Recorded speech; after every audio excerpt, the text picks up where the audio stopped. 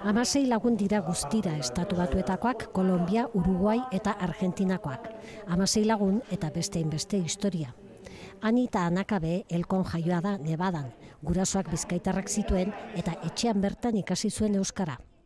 Eskegut denda bat eukagu eta orain dinoek jarraitzen dut denda horrekin. Baina goian bizi ginen. Eta han beti gora jute mazinen euskara zeitxe zan. Argentina osoan 600 heldu eta 1000 aurren euskalduntzea bermatzen duen programaren arduraduna da Gabi Mendia. Euskaldundu eta gero ezusteko galanta jaso zuen.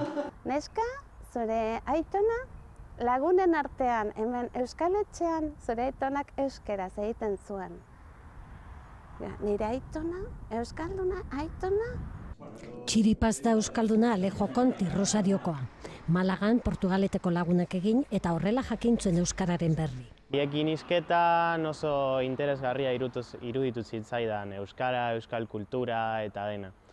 Eta gero euskal musika entzuten hasi nintzen, gehienak berri txarrak taldea, eskizu eta horiek.